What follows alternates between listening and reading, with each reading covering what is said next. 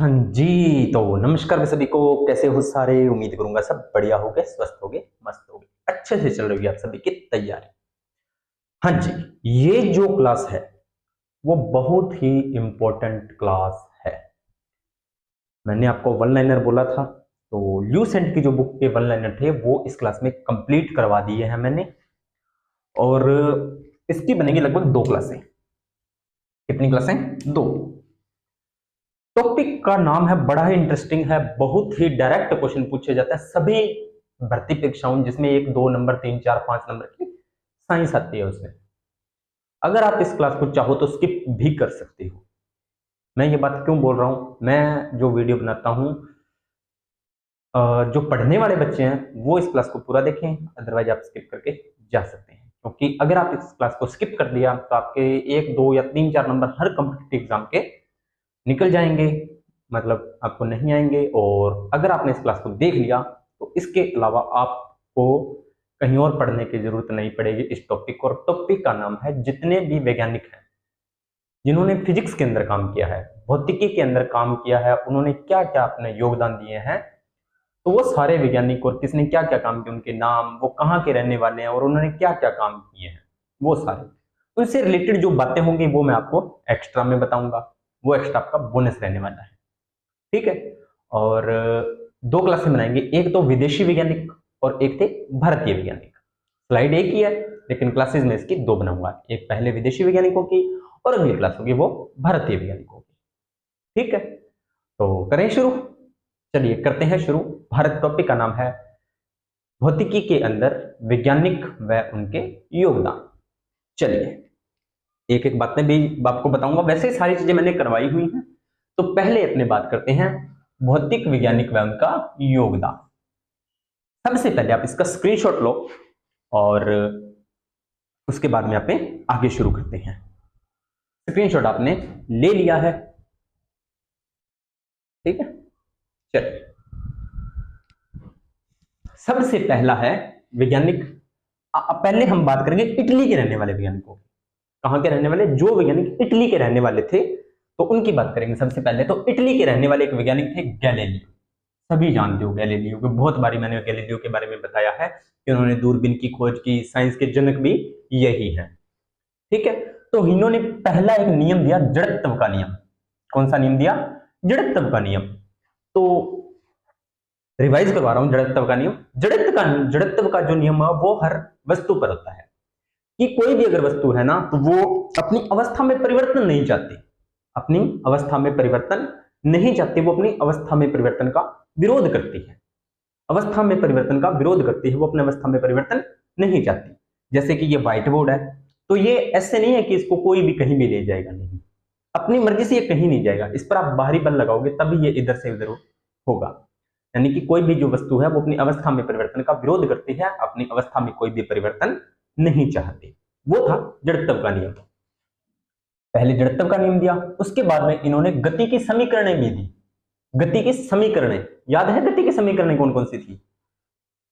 गति की समीकरणें वही v बराबर u प्लस ए टी, ठीक है, s बराबर u t plus half a t square, v square u t plus a s, है ना। ऐसे करके कुछ समीकरणें थी।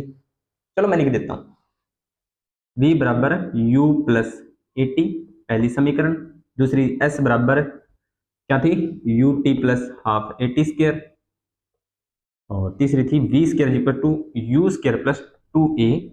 ऐसे कुछ करके 3 समीकरणें थी गति की। ये समीकरणें किसने दी थी? ये समीकरणें दी थी गैलीलियो ने। अब आपको सर इन समीकरणों का मतलब क्या है, तो इन समीकरणों का अगर मतलब समझना है, ये समीकरणें क्या बताना चाहती हैं क्या नहीं बताना चाहती, वो आप गति वाले चैप्टर, मैंने आपको जब गति वाला चैप्टर करवाया था वहां पर आप जाकर इस टॉपिक को कंप्लीटली देख सकते हो, मैंने कवर करवाया हुआ है। उसके बाद में दूरदर्शी का निर्माण, वही दूरबीन का निर्माण। दूरदर्शी यानी कि दूर की चीजों को आप देख सकते हो, इस तरीके से दूरदर्शी का निर्माण भी गैलीलियो ने ही किया था। तो गैलीलियो की बातें आपको समझ में आ गई। क्या क्या किया? जड़त्व का नियम दिया, गति की समीकरण दी, दूरदर्शन का आविष्कार किया, और सॉरी दूरदर्शी का निर्माण किया, वैज्ञानिक, विज्ञान के जनक भी इन्हीं को ही बोला जाता है। और इसी के साथ साथ 2 4 बातें और थी जो इन्होंने करवाई थी। तो गैलीलियो, गैलीलियो इनका पूरा नाम था, ठीक है। और लगभग इतनी बातें हैं जो मैंने आपको गैलीलियो की बातें कंप्लीट करवा दी। गैलीलियो इटली के रहने वाले थे और भौतिकी के वैज्ञानिक थे। ठीक, चलिए मिटाता चलूंगा मैं साथ के साथ ताकि आपको दिक्कत न आए। स्क्रीनशॉट आपने ले लिया है और नोट करते जाना वन लाइनर के रूप में। ठीक है, अगले वैज्ञानिक हैं कौन से? मार्कोनी, जी मार्कोनी। मार्कोनी जी नहीं, जी मार्कोनी। कुछ याद आ रहा है क्या इनसे? इन्होंने क्या काम किया था? जी मार्कोनी ने, ये भी कहां के रहने वाले थे? ये भी इटली के ही रहने वाले थे। ये कहां के रहने वाले थे? ये भी इटली के ही रहने वाले थे। इन्होंने क्या काम किया? इन्होंने बेतार संदेश, बेकार नहीं, बेतार, बेतार संदेश के बारे में बताया है, उनका आविष्कार किया। यानी कि आप जो मैसेजेस किसी को भेजते हो ऑनलाइन, ऐसे हेलो कैसे हो, है ना, वो वाले, उसमें तारों की कनेक्टिविटी तो नहीं होती, नहीं होती सर, फिर भी संदेश जाते हैं, मैसेजेस जाते हैं, कॉल्स जाती हैं, तो उसको बोला जाता है बेतार संदेश। तो इसका आविष्कार है जो किसने किया? वो जी मार्कोनी ने किया, पहली बात। अगला है रेडियो व बेतार टेलीग्राफी।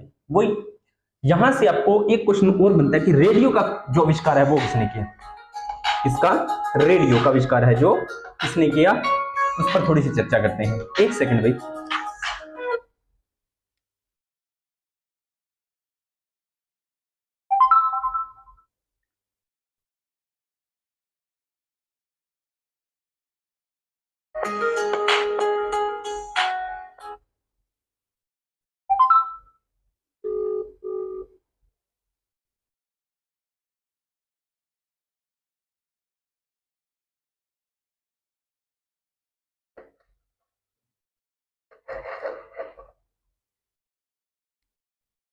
जो रेडियो का आविष्कार है वो किसने किया?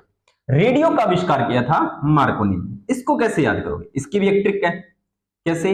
रेडियो, पुराने टाइमों में क्या होता था, घरों में रेडियो खराब हो जाता था। आजकल तो रेडियो रखा ही नहीं जाता। पुराने टाइमों में घरों में रेडियो खराब हो जाता था तो अपने क्या करते थे, ऐसे से कोनी मार के उसको ठीक करते थे। अपने तो नहीं करते थे, हमारे दादाजी या बड़े ताया जी जो घरों में बुजुर्ग होते थे वो इन चीजों को करते थे। तो रेडियो से मार कोनी, यानी कि कोनी को मार के रेडियो को ठीक करते थे। तो इस तरीके से आप याद कर सकते हो, रेडियो मार्कोनी, यानी कि रेडियो का आविष्कार है वो किसने किया था? जी मार्कोनी। रेडियो को कैसे ठीक करते थे, खराब हो जाता था इस तरह से कोहनी मारकर, ठीक है, उस तरीके से रेडियो मार्कोनी। चलिए, रेडियो बेतार टेलीग्राफी। बेतार टेलीग्राफी का मतलब क्या होता है? बेतार टेलीग्राफी का मतलब होता है कि जो आप मैसेजेस, कॉल, डाटा, पीडीएफ वगैरह किसी को ट्रांसफर करते हो बिना तार के, किसके? बिना तार के ट्रांसफर, बिना तार के जो आप उसे ट्रांसफर करते थे उसे ही क्या बोला जाता है? उसे बेतार टेलीग्राफी बोला जाता है। ये भी आपको समझ में आ गया होगा। अगले वैज्ञानिक मार्कोनी की बात। मार्कोनी से मेनली क्वेश्चन ये बनता है रेडियो की खोज। अगला है एनिर्को फर्मी। एनिर्को फर्मी, ये भी इटली के रहने वाले थे। ये कहां के रहने वाले थे? ये भी इटली के रहने वाले थे। इन्होंने क्या काम किया? इन्होंने कृत्रिम रेडियो एक्टिव तत्वों की पहचान की, यानी कि आर्टिफिशियल रेडियो एक्टिव तत्व। रेडियो एक्टिव तत्व क्या होते हैं? कृत्रिम, जो मानव द्वारा निर्मित होते हैं, उनकी इन्होंने पहचान की, भाई हाँ ये रेडियो एक्टिव तत्व है। अगला परमाणु भट्टी का निर्माण। परमाणु भट्टी क्या होती है? जिनमें नाभिकीय संलयन, नाभिकीय विखंडन अभिक्रियाएं जो करवाई जाती हैं वो परमाणु भट्टी में ही करवाई जाती है। ठीक है, तो परमाणु भट्टी का निर्माण भी किसने किया? एनेर्को फर्मी। तो इटली के कौन कौन से वैज्ञानिक थे? गैलीलियो हो गए, जी मार्कोनी हो गए और एनेर्को फर्मी हो गए। इन तीनों ने अलग अलग अपने वैज्ञानिक फिजिक्स के अंदर अपने काम कर लिए। तो इटली के वैज्ञानिक हुए कंप्लीट। अगले बात करें, आगे बात करते हैं इंग्लैंड के वैज्ञानिक। कहां के? इंग्लैंड के। अब इंग्लैंड की बात कर लेते हैं। इंग्लैंड के वैज्ञानिक थे न्यूटन। सभी जानते हो न्यूटन, फिजिक्स के जनक भी शायद न्यूटन को बोला जाता है, फादर ऑफ फिजिक्स न्यूटन को ही बोला जाता है। तो पहला question, father of physics. Father of physics भी किसको बोला जाता है? न्यूटन को बोला जाता है। क्यों बोला जाता है? क्योंकि सबसे पहले ग्रेविटी के बारे में इन्होंने बताया था। गुरुत्वाकर्षण के जो नियम थे वो इन्होंने दिए थे। सर गुरुत्वाकर्षण के नियम क्या थे? गुरुत्वाकर्षण का यही नियम था, पहला नियम तो यही था कि अगर कोई वस्तु गतिमान है तो वो गतिमान रहना चाहती है, और अगर कोई वस्तु स्थिर है तो स्थिर रहना चाहती है। कब तक? जब तक उसकी अवस्था में कोई बाहरी बल लगाकर परिवर्तन न कर दिया जाए। इसका आपने एग्जाम्पल्स भी देखे होंगे, जब आप बस में बैठे होते हो, बस अचानक से चलती है तो क्या होता है, आप ऐसे पीछे की ओर झुकते हो, और अचानक से बस चलती है, बस अचानक से रुकती है तो आप आगे की ओर झुकते हो, है ना।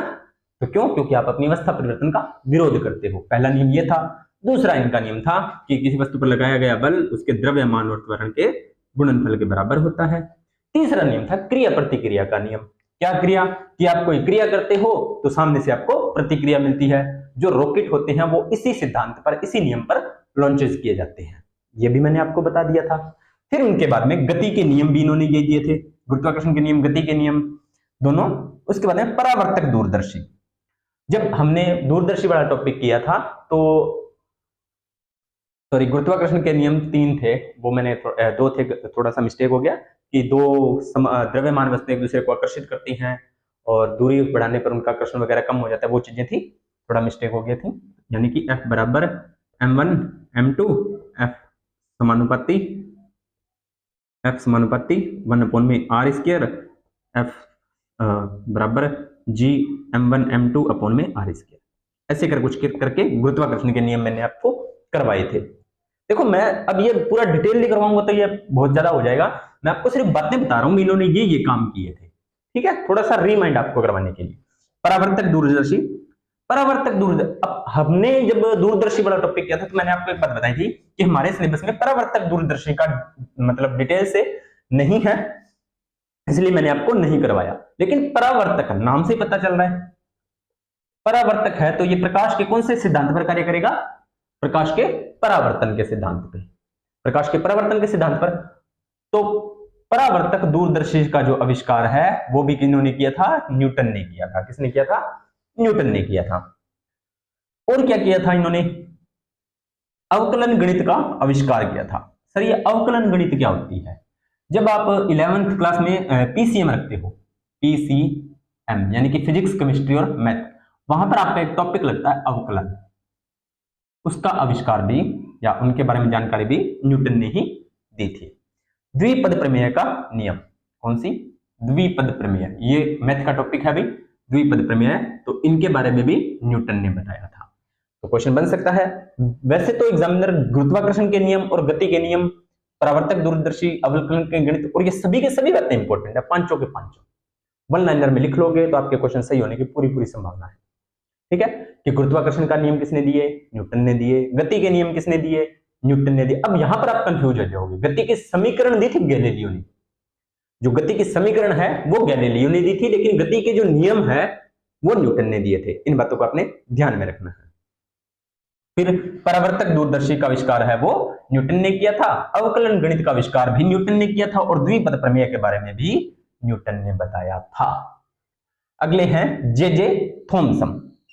ये भी कहां के रहने वाले थे? ये भी इंग्लैंड के रहने वाले थे। इन्होंने इलेक्ट्रॉन की खोज की थी। जब मैंने आपको केमिस्ट्री में परमाणु पढ़ाया था डिटेलली, तब मैंने आपको बताया भी था कि इलेक्ट्रॉन की खोज है वो किसने की थी? इलेक्ट्रॉन्स की खोज है वो जे थॉमसन ने की थी। किसने की थी? जे थॉमसन ने की थी। पूछा गया क्वेश्चन, सारे के सारे ये क्वेश्चन पूछे हुए हैं एग्जाम में, सारे के सारे क्वेश्चन है वो आपके पूछे हुए हैं। आगे चर्चा करें, चलिए आगे थोड़ा सा करते हैं इसको कंटिन्यू। चलिए इसके बाद में अगला है आपका जेम्स चैडविक। ये भी कहां के रहने वाले थे? ये भी आपके इटली के रहने वाले थे। इन्होंने न्यूट्रॉन की खोज की थी। इन्होंने किसकी खोज की थी? न्यूट्रॉन की। देखो परमाणु के अंदर क्या होता है? परमाणु के अंदर सर इलेक्ट्रॉन होते हैं जो कक्षा में चक्कर लगाते हैं। इन्होंने की खोज जे थॉमसन ने, ठीक है। यहां नाभिक होता है तो नाभिक में न्यूट्रॉन होते हैं, न्यूट्रॉन की खोज जेम्स चैडविक ने, है ना। और ये आपको बातें, इतनी बातें ध्यान में रखनी है, ठीक है। न्यूट्रॉन की खोज जेम्स चैडविक, जे थॉमसन ने इलेक्ट्रॉन की खोज की थी। अगले वैज्ञानिक आते हैं फैराडे। कौन से? फैराडे, वही फैराडे जनरेटर वाले, वही फैराडे हैं ये जनरेटर वाले, याद आया क्या? जनरेटर वाले फैराडे हैं। जनरेटर की आविष्कार भी इन्होंने किया था, ठीक है। तो फैराडे जी ने क्या काम किए थे वो अपने थोड़े से देख लेते हैं। फैराडे ने किया था विद्युत चुंबकीय प्रेरण नियम। कौन सा? विद्युत चुंबकीय प्रेरण। करवाऊंगा अभी, टेंशन मत लो। विद्युत चुंबकीय प्रेरण नियम इन्होंने दिया था। विद्युत अपघटन नियम भी इन्होंने दिया था। कौन सा? विद्युत चुंबकीय प्रेरण, विद्युत अपघटन, सॉरी विद्युत चुंबकीय नहीं है, विद्युत अपघटन भी इन्होंने बताया था। डायनमो का आविष्कार। अब ये डायनमो क्या होता है, कल वाली क्लास में मैंने बताया था। डायनमो के बारे में मैंने पिछली क्लास में बताया था आपको कि डायनमो कैसे काम करता है, क्या काम करता है। तो डायनमो यांत्रिक ऊर्जा को विद्युत ऊर्जा में बदलने का काम करता है। तो डायनमो का आविष्कार भी फैराडे ने किया था। यांत्रिक ऊर्जा से विद्युत ऊर्जा, यांत्रिक ऊर्जा से विद्युत ऊर्जा, डायनमो। याद आ रहा है कुछ? वही सारी बातें हैं। चलिए अगले वैज्ञानिक हैं। तो फैराडे ने क्या काम किया? अब देखो, ये फैराडे ने जितने भी काम किए वो विद्युत से रिलेटेड किए हैं। ध्यान से देखो, हर वैज्ञानिक ने अपने क्षेत्र में काम किया है, अपने एक क्षेत्र में ही काम किया है। तो फैराडे ने विद्युत चुंबकीय प्रेरण का नियम भी दे दिया, विद्युत अपघटन का नियम भी दे दिया, डायनमो का आविष्कार यानी कि विद्युत से संबंधित है ये भी। तो हर वैज्ञानिक अपने अपने क्षेत्र में काम कर रहा है। ठीक है। अगले हैं जॉन डॉल्टन। इन्होंने परमाणु सिद्धांत का प्रतिपादन किया था, यानी कि परमाणु के सिद्धांत का प्रतिपादन है वो किसने किया था? जॉन डॉल्टन ने किया था। ये आपको मोस्ट इंपॉर्टेंट है आपका, जॉन डॉल्टन। परमाणु सिद्धांत का प्रतिपादन किसने किया था? जॉन डॉल्टन ने किया था। क्योंकि ये सारी बातें मैं आपको केमिस्ट्री में करवा चुका हूं, परमाणु वाले चैप्टर में पूरी डिटेल्स के साथ। ठीक है, आगे चलते हैं। कौन से वैज्ञानिक की चर्चा करें अब? चलिए अगले हैं अपने अभी इंग्लैंड के चल रहे हैं, डॉक्टर डेनिस गोबर। डॉक्टर डेनिस गोबर, नाम ये अजीब है लेकिन काम बहुत अच्छे अच्छे किए इन्होंने। क्या किया है सर? त्रिविमीय फोटोग्राफी की खोज, 3D 3D फोटोग्राफी की खोज भी इन्होंने ही की थी। 3D एनिमेशन जो होते हैं, 3D फोटोज आप देखते हो, ठीक है, तो उन्होंने की त्रिविमीय को 3D बोला जाता है। आप 3D तो समझ लेते हो कि सर ये 3D हो गया, त्रिविमीय बोलते ही बागड़ी में हम जैसे बोलते थे कि डब्बा गोल हो जाए, है ना, वो चीज। तो त्रिविमीय फोटोग्राफी की खोज भी किन्होंने की थी? वो भी डेनिस गोबर ने की थी। किन्होंने की थी? डेनिस गोबर ने की थी। ये बात भी आपको समझ में आ गई होगी।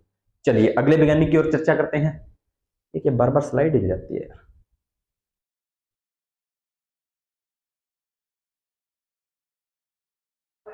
चलिए आगे चर्चा करते हैं अगले वैज्ञानिक पर, Henry Henry Cavendish. Henry Cavendish, Henry Cavendish. इन्होंने क्या काम किए थे? ये भी कहां के हैं? इंग्लैंड के रहने वाले हैं। अभी तक हम इंग्लैंड के रहने वाले वैज्ञानिकों की बात कर रहे हैं अभी। ठीक है, हेनरी कैवेडिश ने क्या किया था? इन्होंने किया था पृथ्वी के घनत्व का परिकलन। इन्होंने बताया था कि पृथ्वी का घनत्व कितना है। पृथ्वी के घनत्व का परिकलन है वो इन्होंने किया था। पृथ्वी के घनत्व का परिकलन, किसका परिकलन? पृथ्वी के घनत्व का परिकलन है वो इन्होंने किया था। ठीक है, आगे चर्चा करते हैं अगले वैज्ञानिक की ओर। तो उन्होंने क्या काम किए थे उस पर थोड़ी सी बात करते हैं अपने। किस पर? पृथ्वी के घनत्व की, हमारी पृथ्वी का जो घनत्व है वो कितना है, किस चीज पर होता है, वो सारी बातें किन्होंने बताई थी? हेनरी कैडेविश ने बताई थी। अगले हैं हम्फ्री डेवी। वैज्ञानिक का नाम भी काफी इंटरेस्टिंग है, हम्फ्री डेवी। नाम ऐसे ऐसे हैं लेकिन याद करने पड़ेंगे, कोई ऑप्शन इलाज नहीं है। हम्फ्री डेवी ने क्या काम किए थे उस पर थोड़ी सी चर्चा करते हैं। हम्फ्री डेवी ने, हम्फ्री डेवी ने क्या किया था? हम्फ्री डेवी ने किया था सेफ्टी लैंप का आविष्कार। किसका? Safety lamp. सेफ्टी लैंप पुराने टाइमों में होता था, लैंप जो जलाते थे जिसमें आग वगैरह नहीं लग, इधर उधर आग फैलने का चांस नहीं रहता था, उसे बोलते थे सेफ्टी लैंप। तो इसको हम्फ्री डेवी ने, हम्फ्री डेवी, ये लिखा हुआ बड़े बड़े अक्षरों में, सेफ्टी पिन का जो आविष्कार है वो किया था। आगे है Robert Watson what. Robert Watson what, इन्होंने क्या किया था? इन्होंने रडार का आविष्कार किया था। किसका? रडार का, रडार। ठीक है, रडार का आविष्कार भी इन्होंने ही किया था। तो ये हमने पढ़ लिए इंग्लैंड के वैज्ञानिक। ठीक है, आगे चर्चा करते हैं जर्मनी के वैज्ञानिक। कहां के? जर्मनी के। कहां के? जर्मनी के वैज्ञानिकों की थोड़ी बहुत चर्चा कर लेते हैं, फिर ये नाराज हो जाएंगे, हमारी बातें तो आपने की नहीं, हमने आपका क्या बिगाड़ा है ना। चलिए जर्मनी के वैज्ञानिक, पहले थे रोंटजन। रोंटगन ने, इन्होंने क्या काम किया था, तो इन्होंने एक्स किरणों का आविष्कार किया था। कौन सी किरणों का? एक्स किरणों का। एक्स किरणें वही जो एक्सरे में उपयोग वगैरह होती है, एक्सरे वगैरह में, ठीक है। उसके बाद में आता है आइंस्टीन, ये बहुत फेमस है भाई, आइंस्टीन, सभी जानते हो आइंस्टीन को। तो आइंस्टीन आइंस्टीन ने क्या किया, अपेक्षिता का सिद्धांत दिया था। किसका? अपेक्षिता का सिद्धांत, अपेक्षितता का सिद्धांत दिया था। प्रकाश वाले चैप्टर में मैंने डिटेल से करवाया हुआ है, जाकर देख लेना। प्रकाश विद्युत प्रभाव की व्याख्या की थी, और क्या किया था? प्रकाश विद्युत प्रभाव, इसकी भी इन्होंने व्याख्या की थी, ठीक है। और क्या क्या? द्रव्यमान ऊर्जा की तुलना की थी, लो जी। द्रव्यमान ऊर्जा, द्रव्यमान को किसे लिखा जाता है? एम से, ऊर्जा को ई से। तो इन्होंने प्रकाशीय द्रव्यमान ऊर्जा संबंध, इसका एक और नाम दिया प्रकाश द्रव्यमान ऊर्जा संबंध, प्रकाश द्रव्यमान ऊर्जा संबंध, इसके बारे में भी किन्होंने बताया था? आइंस्टीन ने बताया था। द्रव्यमान में ऊर्जा की तुलना भी आइंस्टीन ने की थी। इन्होंने एक समीकरण दी थी भाई, E बराबर एम सी स्क्वायर, E बराबर एम सी स्क्वायर। इस पर आपको ना एक बात बताना चाहूंगा, और ये बात है वो मेरे बचपन से संबंधित है और मेरे ऑफलाइन कोचिंग के एक्सपीरियंस से संबंधित है। जैसे बच्चे क्लास में कभी बोर हो जाते थे, साइंस आपको पता है कुछ सब्जेक्ट ऐसा ही कि कुछ टॉपिक ऐसे आते हैं बोरिंग से आते हैं। तो कुछ मेरे जो अभी भी टच में है छात्र, अगर वो क्लास देख रहे हैं तो मैं उनका नाम भी लूंगा। दो छात्र थे, रोशन और विनोद। तो वो है ना, जब क्लास बोर हो जाती तो वो एक बात, गुरुजी कोई हंसने वाली बात बताओ, ये बताओ गुरुजी कोई हंसने वाली बात बताओ। तो मैं उनको एक हंसने वाली बात बताता था, और वो मेरे रियल लाइफ से रिलेटेड थी। जब मैं 11th क्लास में था, कौन सी क्लास में? 11th क्लास में था।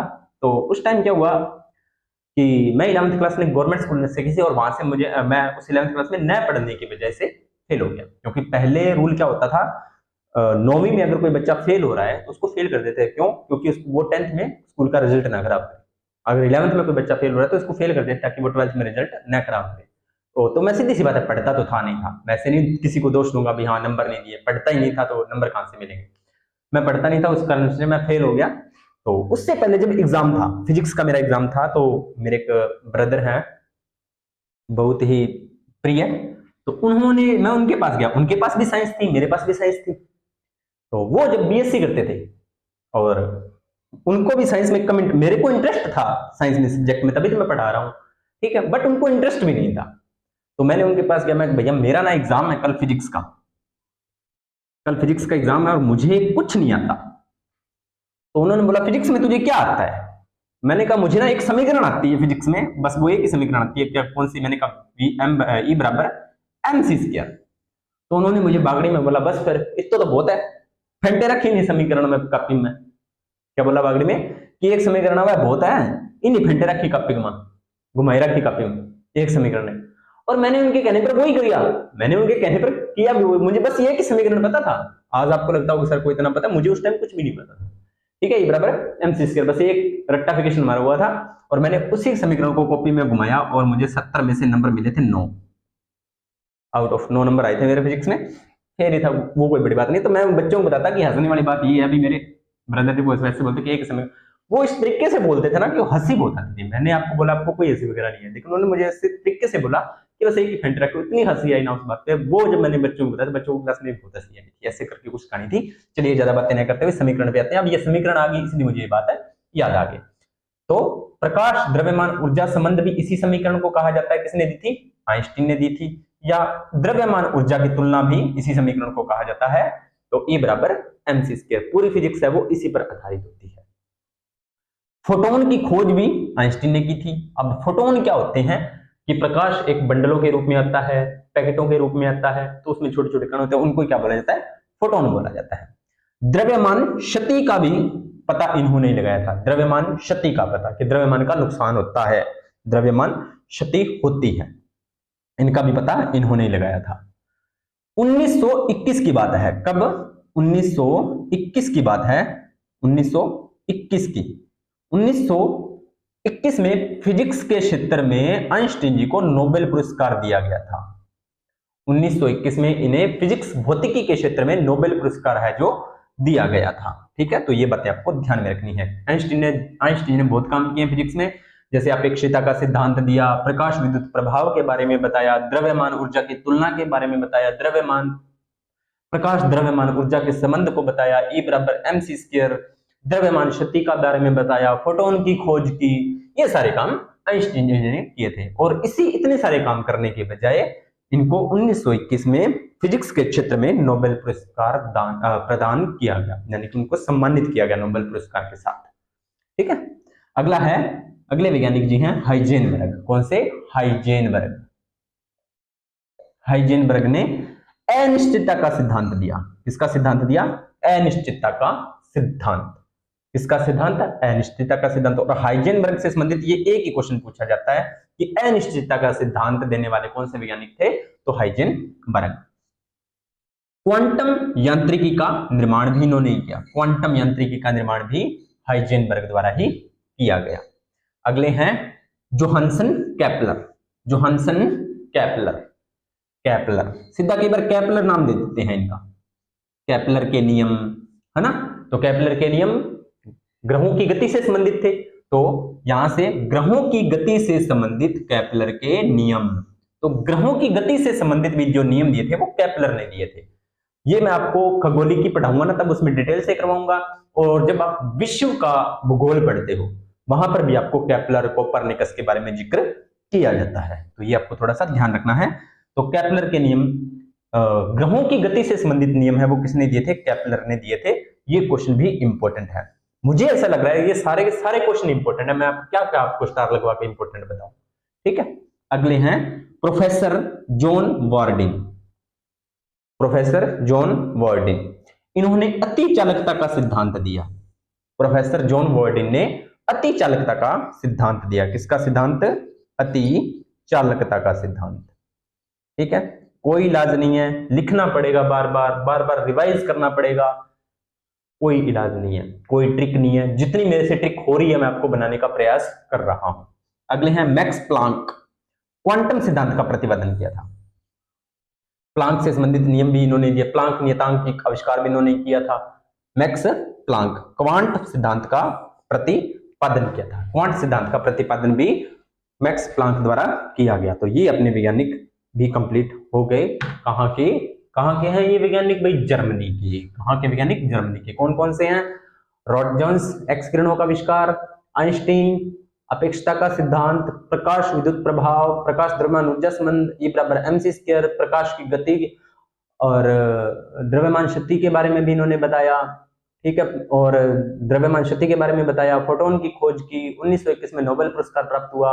उसके बाद में हाइजेनबर्ग ने अनिश्चितता का सिद्धांत दिया, क्वांटम यांत्रिकी का निर्माण किया, जोहानसन कैपलर ने ग्रहों की गति के नियम दिए, प्रोफेसर जॉन वार्डिन ने अति चालकता के सिद्धांत दिए, मैक्स प्लांक ने क्वांटम सिद्धांत का प्रतिपादन किया। जर्मनी के ये वैज्ञानिक भी होते हैं कंप्लीट। चलिए अगले देश की तरफ बढ़ते हैं, अमेरिका। अगला देश अमेरिका। ठीक है, अगले देश अमेरिका की तरफ बढ़ते हैं। उन्होंने क्या बातें बताई थी अमेरिका ने? वहां के भी तो वैज्ञानिक थे। सर भारत के वैज्ञानिक नहीं थे क्या? बिल्कुल थे भाई। भारत के वैज्ञानिक पीछे थोड़ी रहने वाले हैं। भारत के वैज्ञानिकों की भी अपनी बात करेंगे। ठीक है, इन्होंने क्या काम किए तो उस पर थोड़ी सी चर्चा भी अपने जरूर करेंगे। चलिए अमेरिका के वैज्ञानिक की बात करते हैं थोड़ी बहुत।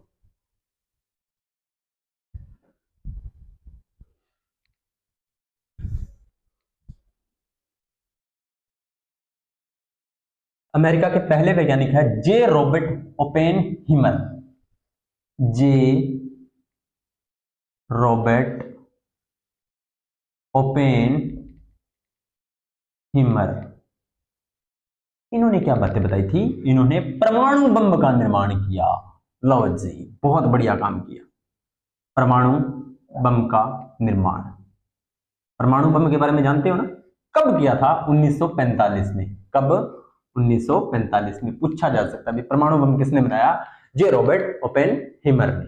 और क्या काम किया इन्होंने? एक ही काम किया था, वो ही बहुत इंपॉर्टेंट था, परमाणु बम का निर्माण। अगले वैज्ञानिक H.A. बेथे। H.A. बेथे, नाम देखो कैसे कैसे है ना, पर क्या करें, याद करना पड़ेगा, क्वेश्चन राइट करना है। तारों में ऊर्जा उत्पादन की व्याख्या की। जो अपने तारे होते हैं ना, तो जैसे कई बार हम रवि सर में बैठे रहते हैं, तो वो अपने हिंदी की मुझे बातें बताते रहते हैं कि सर ये ऐसे होता है, सर ये वैसे होता है। वैसे नॉर्मल भाषा में हम जब पास में बैठे होते हैं तो सर वगैरह नहीं कहते, एक दूसरे को नाम ही लेते हैं।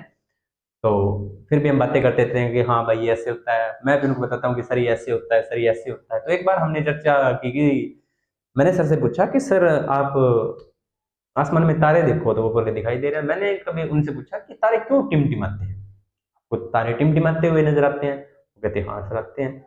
तो मैंने उनको बताया कि क्यों टिमटिमाते हैं, तो उन्होंने कहा कि सर ये साइंस का क्वेश्चन है। मैंने कहा हाँ जी। क्या सर फिर वो हमारे कोई पूर्वज होंगे। ठीक है, मतलब अपने अपने सब्जेक्ट की नॉलेज की बात कर रहे हैं, तो वो अपने कोई नहीं होते भाई, वो एक फिजिक्स का कॉन्सेप्ट है। तारों में ऊर्जा उत्पादन कैसे होता है इसके बारे में H.A. बेथे ने बताया था। ठीक है, अगले वैज्ञानिक है RP. Feynman. RP. Feynman, RP. Feynman. इन्होंने क्या काम किया, इन्होंने किया था क्वांट विद्युत गतिकी में शोध कार्य। इन्होंने बस क्वांट गति में कार्य किया। कहां पर, क्वांट विद्युत गतिकी में शोध कार्य किया। क्वांट विद्युत गतिकी में शोध कार्य याद रखने हैं, कोई इलाज नहीं है। अगले हैं Thomas Alva Edison. Thomas Edison भी बोल देते हैं इनको, थॉमस एल्वा एडिसन भी बोल देते हैं और एडिसन भी बोल देते हैं। ठीक है, तो आपको एडिसन जरूर याद करना है, थॉमस एडिसन जरूर याद रखना है। तो ये वैज्ञानिक थे अमेरिका के रहने वाले। इन्होंने किस किस चीज का आविष्कार किया, फोनोग्राफ। क्या, फोनोग्राफ। क्षमा चाहूंगा मैं नहीं जानता फोनोग्राफ को कि क्या होता है, जब भी मौका मिला तो बताऊंगा जरूर। विद्युत बल्ब का आविष्कार इन्होंने किया था भाई, ये बात आपको याद रखनी है, विद्युत बल्ब का आविष्कार भी इन्होंने किया था।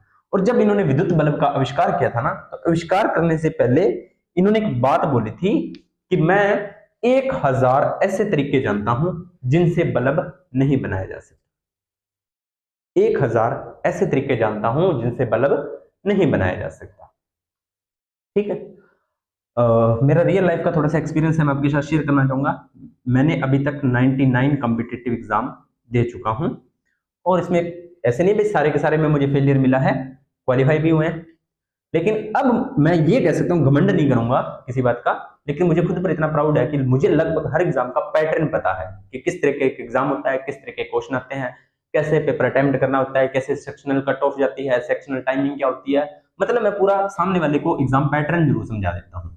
ठीक है, वही बात है, एक्सपीरियंस से चीजें मुझे मिली हैं, कम से कम एग्जाम देने से एक्सपीरियंस तो आता ही है। तो उसी प्रकार एडिसन ने भी जब बल्ब बनाया था, तो पहली बार में कोई बल्ब नहीं बनता, पहली बार में सफलता नहीं मिलती।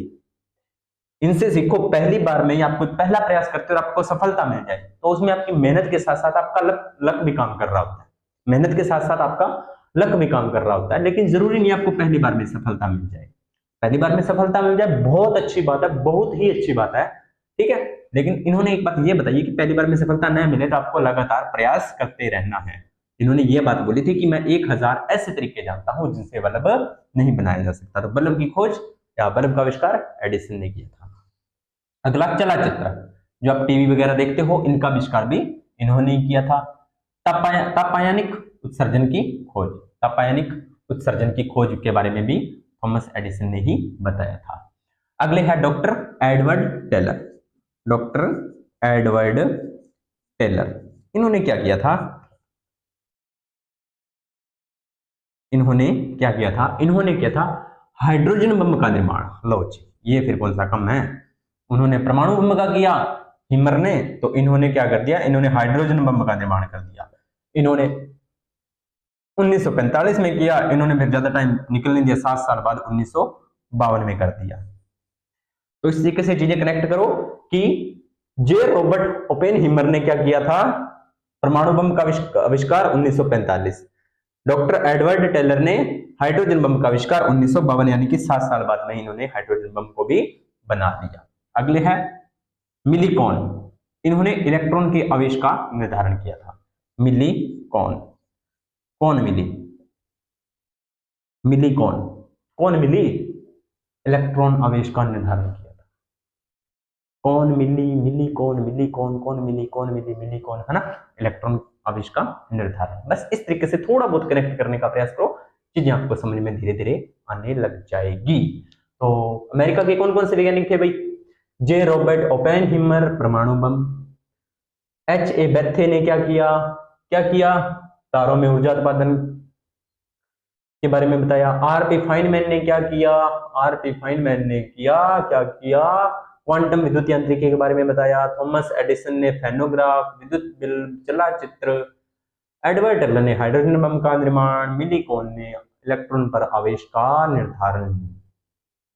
ठीक है, अमेरिका के वैज्ञानिक भी हुए कंप्लीट। चलिए अब कुछ और वैज्ञानिकों की बात करते हैं। कहां के रहने वाले वैज्ञानिकों की बात है? अब हम करेंगे फ्रांस के रहने वाले वैज्ञानिकों की बात। कहां के रहने वाले? फ्रांस के। फ्रांस में भी तो वैज्ञानिक रहते हैं, उन्होंने भी कुछ ना कुछ किया, क्योंकि कोई पीछे नहीं रहना चाहता, सभी आगे बढ़ना चाहते हैं। इन्होंने भी कुछ फिजिक्स के अंदर काम किए हैं, उस पर थोड़ी सी चर्चा कर लेते हैं। चलिए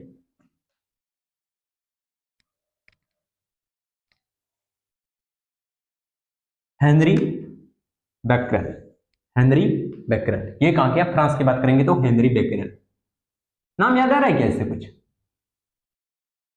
हेनरी बैकरेल लिखा हुआ मिल सकता है, हेनरी बैकरेल लिखा हुआ मिल सकता है।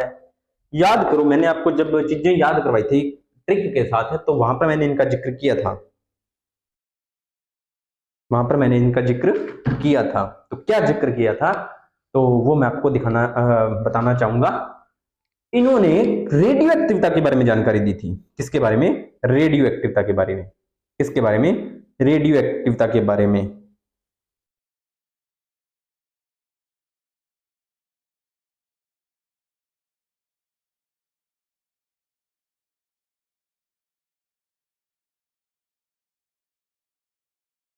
चलिए